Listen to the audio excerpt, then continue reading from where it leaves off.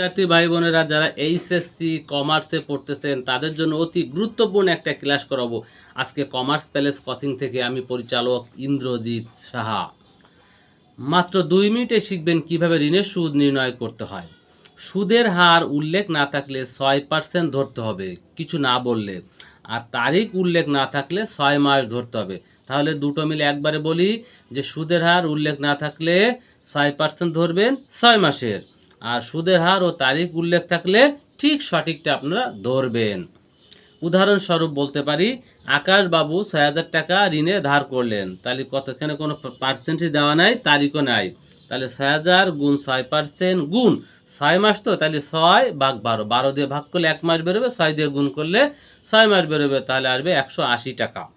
রমেশ শাহ 5,000 টাকা 7% সুদে 1 সেপ্টেম্বর ধার করলেন, তাহলে 1 সেপ্টেম্বর থেকে ডিসেম্বর পর্যন্ত গুণে দেখেন 4 মাস আসবে, তাহলে 5,000 গুণ 7% গুণ 4/12, 12 দিয়ে ভাগ করলে 1 মাস আসবে, তাহলে গুণ 4/12 করলে 117 টাকা আসবে।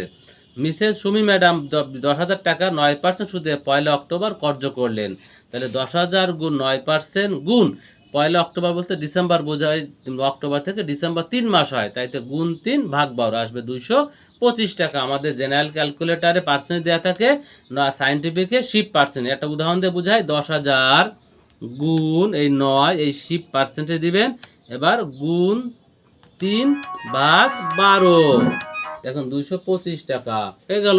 সুন্দর, ধন্যবাদ আপনাকে সবাইকে।